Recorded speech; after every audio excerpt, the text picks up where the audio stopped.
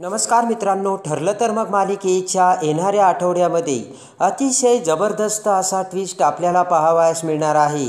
आणि त्यामध्ये आता हुशार अर्जुन ज्या वेळेस आता रस्त्याने येत असतो त्याच वेळेस महिपत आणि प्रिया दोघेही आता बाहेर येत असताना, दामिनीच्या ऑफिसमधून येत असताना अर्जुन आता दोघांना बघून पटकन त्याच्या मोबाईलमध्ये अर्जुनने काढलेला फोटो घेऊन ज्या वेळेस अर्जुन आता तो फोटो अश्विनला दाखवतो, त्याच वेळेस आता एकापेक्षा एक खोटं बोलत असलेली प्रियाचे सत्य समोर येऊन प्रियाचा खरा चेहरा ज्या वेळेस आता अश्विन समोर येतो, त्याच वेळेस आता रागाच्या रुद्रावताराने अश्विन आता प्रियाला कशी डिव्होर्सची नोटीस पाठवतो. आणि ज्या वेळेस आता प्रियाला अश्विन हा डिव्होर्स देऊ राहिला हे सत्य रविराज प्रतिमाला समजते. वाऱ्याच्या वेगाने रविराज आणि प्रतिमा सुभेदारांच्या दरवाजात येताच आता रविराज हा सुभेदारांना आता कोणता जाब विचारतो, तर आता अश्विन हा रविराजला कोणते सत्य सांगतो. टाळलेला रविराज आता प्रियाला सत्य समजताच आता कोणती भयानक शिक्षा देणार आणि आता रविराज अश्विन आणि प्रियाचा होणारा डिव्होर्स थांबवणार का? प्रियाचे सत्य रविराज समोर येऊन आता प्रियाचे अजून कोणते कोणते कटकारस्थान रविराज समोर येणार. इकडे आता दामिनी समोर प्रिया ही रविराजची मुलगी आहे की नाही हे संशय येताच दामिनी आता कोणते पाऊल उचलणार आणि रविराज समोर अखेर प्रियाचा खरा चेहरा समोर येऊन आता डिव्होर्स देत असलेल्या प्रियाचे सत्य समजताच आता पिसाळलेला रविराज कोणता भयानक निर्णय घेणार आहे सगळं आपण या व्हिडिओमध्ये बघणार आहोत. त्यामध्ये आता अर्जुन हा सायलीला घेऊन ऑफिसमध्ये गेलेला असतो आणि ऑफिसमध्ये आता इन्स्पेक्टर कामतसुद्धा तिथे आलेले असतात. अर्जुन आता त्यांना विलासच्या खुनाच्या दिवशी त्यांना जो मेसेज आला तो साधारणतः कधी आला होता आणि तुम्ही आश्रमात कधी पोहोचले आणि त्यानंतर आता विलासचा खून झाला होता का, असे सगळ्या प्रकारचे प्रश्न अर्जुनने आता इन्स्पेक्टर कामतला विचारलेले असते आणि कामतने आता सगळ्या प्रश्नांची अगदी बरोबर उत्तरे दिलेली असते.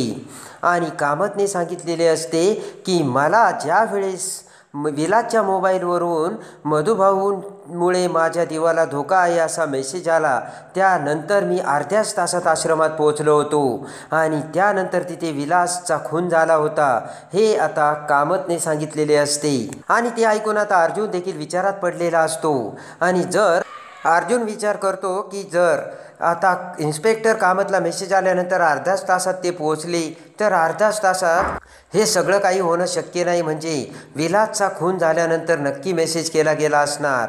पण आता फॉरेन्सिक रिपोर्टमध्ये आपल्याला जर यांचा टायमिंग आता कळला तर बरं होईल, कारण आता इन्स्पेक्टरच्या रिपोर्टमध्ये सुद्धा तो मेसेजचा टायमिंग क्लिअर कट नसतो. आणि त्यासाठी अर्जुनने आता फॉरेन्सिक रिपोर्टही मागवलेले असतात. ताबडतोब चैतन्य आता रिपोर्ट्स घेऊन आलेला असतो आणि त्या रिपोर्ट्समध्ये विलासचा खून झाला ती वेळ 8:30 वाजताची होती आणि त्यानंतर 1 तासाने इन्स्पेक्टर कामतला विलासच्या मोबाईलवरून मेसेज पाठवला गेला, म्हणजे तो मेसेज 9:30 वाजता पाठवला गेला. आणि त्यानंतर इन्स्पेक्टर कामत हे 10 वाजता आश्रमात गेले हे आता याचा पुरावा अर्जुनकडे आलेला असतो. आणि त्याच वेळेस आता हा मेसेज कुणी पाठवला हे जर कळलं तर आपण मग केस जिंकणार आहोत आणि मधुभाऊ सुटणार आहेत हे सत्य अर्जुनने आता सायलीला सांगितलेले असते. आणि त्याच वेळेस आता खुश होऊन अर्जुन, सायली आणि चैतन्य लगेचच ऑफिसमधून निघालेले असतात. त्याच वेळेस मात्र इकडे दुसरी भयानक घटना घडलेली असते आणि ती म्हणजे इकडे महिपत हा प्रियाला घेऊन दामिनीच्या ऑफिसमध्ये आलेला असतो. दामिनीच्या ऑफिसमध्ये येताच आता दामिनीने तिचा खरा वकिली हिसका प्रियाला दाखवलेला असतो. आणि प्रिया ही किती जरी हुशार असली तरी आता प्रियाकडून दामिनीने सगळे सत्य वधवून घेतलेले असते. आणि प्रियाला आता अरेस्ट वॉरंट काढण्याची धमकी देऊन सगळं काही सत्य विलासच्या खुनामध्ये काय काय घडलं ते प्रियाकडून आता दामिनीने माहिती करून घेतलेलं असतं. प्रियाने स्वतः पुढाकार घेऊन कशी ती केस हँडल केली आणि मधुभाऊवरती विलासच्या खुनाचा कसा आरोप लोटला, पिस्तुलीचे फिंगरप्रिंट्स पुसून त्यावरती मधुभाऊचे फिंगरप्रिंट्स कसे घेतले आणि त्यानंतर आता विलासच्या मोबाईलवरून पोलिसांना कसा मेसेज पाठवला हे सत्य दामिनी समोर येऊन ही प्रिया म्हणजे काही कमी नाही आहे, अपराध्यापेक्षा जास्त खतरनाक असल्याचे आता दामिनीने आता महिपतला सांगितलेलं असतं. ताबडतोब आता दामिनी म्हणते की पण प्रिया तू हे सगळं का केलंस, कारण तुझा जर फायदा असेल तरच तू श्वास घेईल असं मला वाटतंय. तर आता दामिनीकडे बघत प्रिया म्हणते की कारण काय आहे ना, अण्णा सरांना आश्रम मिळणार होता आणि जर मी हे केलं तर आश्रमात मला थोडाफार वाटा मिळाला असताना, म्हणून मी हे सगळं केलं. आणि त्याच वेळेस आता लालची प्रिया ही आता दामिनी समोर आलेली असते. आणि इकडे आता ज्या हुशार वकील रविराजला या प्रियाने अगदी मायेचा पडदा टाकून हलवलंय आणि एवढंसुद्धा त्या रविराजला कळू दिलं नाही. याचा अर्थ एवढा हुशार वकील असूनही तो प्रियाच्या जाळ्यात कसा अटकला हा विचार आता दामिनीच्या डोक्यात आलेला असतो. तरीसुद्धा आता दामिनी त्याच्याकडे दुर्लक्ष करते. आणि इकडे आता महिपत आणि प्रिया दोघेही दामिनीच्या ऑफिसमधून बाहेर पडलेले असतात खरे, पण त्याच वेळेस तिकडून अर्जुन हा सायलीला घेऊन त्याच्या गाडीतून रस्त्याने त्याच येत असतो. आणि तेव्हा अर्जुन आणि सायलीला समोर महिपत आणि प्रिया बाहेर येत असल्याचे दिसतात. आणि दोघांनाही बघून अर्जुन पटकन त्याची गाडी थांबवतो. अर्जुनला सगळ्यात मोठा शॉक बसलेला असतो. सायली म्हणते की अर्जुन सर, अहो तन्वी तन्वी बघा, महिपतसोबत तन्वी. आणि अर्जुन म्हणतो की बघ, शेवटी नागिनीने तिचे विषारी दात दाखवलेच. अर्जुन म्हणतो मिसेस सायली, मी तुम्हाला काय सांगत होतो, प्रिया ही दामिनीकडे गेली. आणि पटकन आता अर्जुन म्हणतो थांबा, ही प्रिया अति चालाक आहे, हिचा फोटो काढून घेऊ द्या. आणि महिपत प्रिया येत असल्याचा फोटो अर्जुन आता त्याच्या मोबाईलमध्ये काढतो. त्यानंतर अर्जुन आणि सायली सरळ घरी येतात. इकडे आता प्रियासुद्धा महिपतचा निरोप घेऊन तिच्या कारमधून आता घरी येते. इकडे आता सुभेदाराच्या घरी कल्पना, अश्विन सगळेजण प्रिया येण्याची वाटच बघत असतात.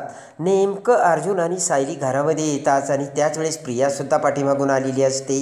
आणि आता प्रिया घरी येताच अश्विन हा प्रियाकडे बघतो आणि म्हणतो की प्रिया, कुठे गेली होतीस तू?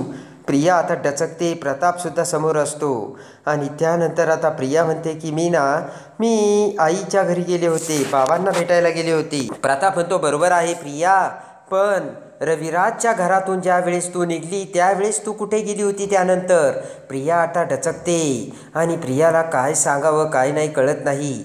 अश्विन म्हणतो की अगं तू तुझ्या मैत्रिणीकडे वगैरे दुसरीकडे कुठे गेली होती का? प्रताप म्हणतो की तुझ्या मैत्रिणीकडे गेली होती का? तर आता डोक्याला हात लावत आज लगेच प्रिया म्हणते हो, मी माझ्या ईशा नावाच्या मैत्रिणीकडे गेले होते. अश्विन म्हणतो की तिच्याकडे गेली होती? अगं मी तिला फोन केला होता, ती तर म्हटली प्रिया खूप दिवसापासून माझ्याकडे आलीच नाही म्हणून. प्रिया आता वरची वर एका पाठोपाठ एक खोटं बोलत असती. आणि आता प्रियाने डोक्याला हात लावलेला असतो आणि यांनी तर सगळीकडे चौकशी केली, आता काय? तर तेवढ्यात अर्जुन आता खाली मान घालून हसू लागतो. आणि लगेच अर्जुन आता त्याचा मोबाईल बाहेर काढतो. इकडे आता प्रिया घाबरलेली असते. कल्पना म्हणते की प्रिया, अगं सांग ना, तू कुठे गेली होतीस, तुला एवढा वेळ का लागला, आम्ही किती काळजी करत होतो तुझी. तेवढ्यात आता प्रिया गप्प बसते. सगळ्यांना आता काही कळत नसतं. तेवढ्यात अर्जुन म्हणतो की थांबा, प्रिया कुठे गेली होती, कोणत्या मैत्रिणीकडे गेली होती ना, मी तुम्हाला लगेच सांगतो. आणि हे बघा, माझ्या मोबाईलमध्ये प्रियाचा फोटो आहे आणि प्रिया तिच्या या बेस्ट मैत्रिणीसोबत होती आणि तिच्या बेस्ट फ्रेंडचं नाव आहे महिपत असे म्हणत आता अर्जुन त्याचा मोबाईल आता अश्विन समोर नेतो. आणि त्यानंतर आता कल्पना प्रताप समोर मोबाईल घेऊन जात अर्जुन म्हणतो बघा बघा, प्रियाचा बेस्ट फ्रेंड महिपत शिकरे. आणि ते बघताच आता सगळ्यांना मोठा धक्का बसतो. बघितलं का, प्रियाचा फ्रेंड आणि प्रिया कुणाला भेटायला गेली होती. आणि ते ऐकताच आता अश्विनला खूप राग आलेला असतो. आणि अश्विन म्हणतो की प्रिया, अगं सगळ्यांच्या डोळ्यात झूळ फेकून एकावर एक खोटं बोलत तू आम्हाला फसवतेस. दे आता या प्रश्नाचं उत्तर, तू महिपत शिकरेला भेटायला गेली होतीस की नाही? आता प्रियाला काय बोलावी आणि काय नाही कळत नसतं. इकडे आता कल्पना म्हणते की अगं प्रिया, काय झालं आहे आम्हाला सांग ना, तू असं खोटं का बोलतेस? अगोदर म्हणते ईशा नावाच्या मैत्रिणीकडे गेले होते आणि हा अर्जुन सांगतो ते बरोबर आहे का? प्रियाला आता काय बोलावे आणि काय नाही कळत नसतं. आणि इकडे आता अश्विनला खूप राग आलेला असतो. रागाने आता अश्विन मागचा पुढचा विचार न करता सरळ आता प्रियाला म्हणतो की प्रिया, तुझं हे वागणं मला अजिबात पटलेलं नाही आहे आणि तू मला फसवलंस, माझा विश्वासघात केला आणि यासाठी मी तुला ना आता सोडणार नाही. आत्ताच्या आता या घरातून चालती हो तर प्रियाला रडू कोसळतं. अश्विन म्हणतो की एक क्षणही तू इथे थांबायचं नाहीस. आणि ताबडतोब आता अश्विन म्हणतो की कपड्यांची बॅग भर आणि चालती हो. प्रिया म्हणते की अश्विन अरे असं करू नको, मला माफ कर. तर आता अश्विन म्हणतो की तू अशी ऐकणार नाहीस तन्वी, थांब. असे म्हणत आता लगेच अश्विन हा रविराजला कॉल करतो आणि म्हणतो की रविराज काका, तुझ्या मुलीला पहिल्यांदा या माझ्या घरातून घेऊन जा. तिने आज काय केलं आहे ना ते तू बघ. मला या तन्वीला ना अजिबात इथे ठेवायचं नाही. रविराजच्या पायाखालची तर आता ते अश्विनचं बोलणं ऐकून आता जमीनच सरकते. पटकन आता रविराज म्हणतो काय झालं. तर अश्विन म्हणतो की तन्वीलाच विचार काका काय झालं ते. आणि पटकन आता रविराज म्हणतो की थांबा मी आलोच. आणि रविराज आता प्रतिमाला घेऊन इकडे सुभेदारांच्या घरी काहीतरी झालंय असे म्हणत आता ताबडतोब सुभेदारांच्या घरी येतो. आणि सुभेदारांच्या घरी येताच आता रागाने रविराज लालबुंद झालेला असतो. आणि लगेच आता रविराज येताच अश्विन म्हणतो की मला तन्वीला नांदायचं नाही आहे, इथे ठेवायचं नाही आहे, ताबडतोब तिला घेऊन जा. तर ते ऐकून रविराजला राग येतो. रविराज रागाने आता अश्विनसमोर येतो, अश्विनची कॉलर पकडतो आणि म्हणतो काय बोलतोयस, तुला समजतंय का? अरे तू लग्न केलं आहे माझ्या मुलीशी, माझ्या मुलीचा हात तू धरला होतास, माझ्या मुलीने नाही.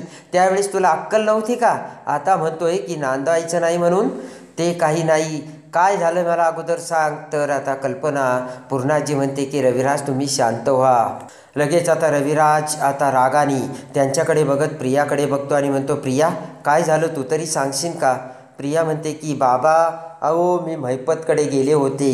आणि ते ऐकताच आता रविराजला सुद्धा मोठा धक्का बसतो. आणि लगेच रविराज म्हणतो की महिपत शिकरे त्याच्याकडे कशाला गेली होती? आणि तू प्रीत्या साक्षी आणि महिपत शिकरे बरोबरचे कॉन्टॅक्ट कधीच तोडले होते ना, मला तर तू म्हटली होतीस. आणि तन्वी तू काय बोलतेस? तर तन्वी म्हणते की हो मला त्या केस संबंधी जावं लागलं आणि मला ना दामिनी देशमुखने बोलावलं होतं. तर आता रविराज म्हणतो की दामिनी देशमुखने अगं चौकशीसाठी तुला बोलावलं होतं पण मीच तुला घेऊन गेलो होतो ना. तर तन्वी म्हणते की हो बरोबर आहे बाबा, पण तिने मला पुन्हा बोलावलं होतं. तर आता रविराजला धक्का बसतो. आणि मग रविराज म्हणतो की प्रिया तिने तुला पुन्हा बोलावलं होतं तर मला का नाही सांगितलं तू? आणि आता प्रियाने खाली मान घातलेली असते. ताबडतोब आता अर्जुन आणि सायली हे रविराजकडे बघत असतात. आता अश्विन म्हणतो की पहिली गोष्ट तन्वी ज्यावेळेस बाहेर पडली ती कुणाला सांगूनही गेली नव्हती. मीच तुझ्या घरी तिला पिकअप करायला आलो होतो रविराज काका, पण तू तर म्हटला अर्ध्या तासापूर्वीच ती निघाली. आणि मी पुन्हा घरी येऊन बघतो तर तन्वी घरी नाही आहे. त्यानंतर तन्वी घरी आली त्या अगोदर मी तिच्या मैत्रिणीला ईशाला फोन करून ती आली का विचारलं होतं, पण ईशा म्हटली ती खूप दिवसापासून माझ्याकडे आलेलीच नाही आहे. तन्वी घरी येताच ती कुठे गेली होती असे आम्ही तन्वीला विचारलं तर तन्वी म्हणते की तिच्या मैत्रिणीकडे ईशाकडे गेली होती. आणि पुन्हा तन्वी खोटं बोलली आणि प्रत्येक गोष्टीत तन्वी खोटं बोलती आणि तन्वीने माझा विश्वासघात केला आहे. तन्वी जर हे असे वागत असणार असेल तर मला तन्वीला बायको म्हणून ठेवायचं नाही. आत्ताच्या आता काका मला या तन्वीचा चेहरासुद्धा बघायचा नाही आहे. ही बाहेर कुठे कुणासोबत जाते काय करते हिने तुला तरी सांगायला पाहिजे होतं. सगळ्यांना अंधारात ठेवते आणि या तन्वीचं काय चाललंय ना ते आम्हाला एकालासुद्धा माहिती नाही आहे. तेव्हा तू तन्वीला घेऊन गेलास तरी चालेल. तर आता रविराजला धक्का बसतो. लालबुंद झालेला रविराज आता तन्वीसमोर येतो. खडकन तन्वीला म्हणतो की नालायक, तू खोटं बोलायची कधीपासून शिकली आणि तू आज सगळ्यांच्या समोर माझी इज्जत धुळीला मिळवलीस असे म्हणत खडकन रविराज प्रियाच्या कानाखाली मारतो.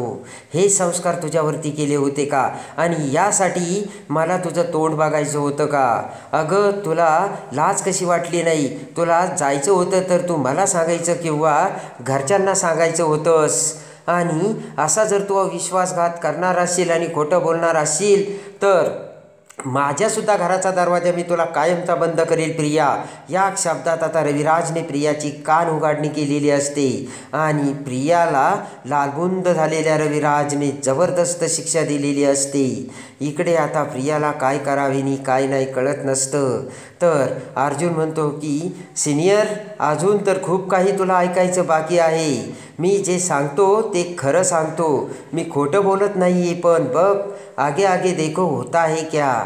तर आता रविराजला खूप राग आलेला असतो आणि प्रियाचे आता एकावर एक कांड आता अर्जुन हा बाहेर काढत असतो. आणि आता इकडे रविराज समोर प्रियाचे ते भयानक सत्य आलेले असते आणि प्रिया अजूनही साक्षी आणि महिपतच्या कॉन्टॅक्टमध्ये आहे आणि प्रिया आपल्यासोबत खोटं बोलली. तिने सांगितलं की साक्षी आणि महिपतचा माझा आता काहीच संबंध नाही आहे. तर नक्कीच आता रविराजचा प्रियावरचा संशय खूप वाढलेला असतो आणि अर्जुन आता प्रियावर एकावर एक कोर्टात धडाधड आता आरोप सिद्ध करत प्रियाचा खरा चेहरा हळूहळू कसा रविराज समोर येतो हे बघण्यासाठी आणि ठरलं तर मग मालिकेच्या डेली अपडेटसाठी बेल नोटिफिकेशनवर क्लिक करून आपल्या चॅनलला लाईक करा, सबस्क्राईब करा.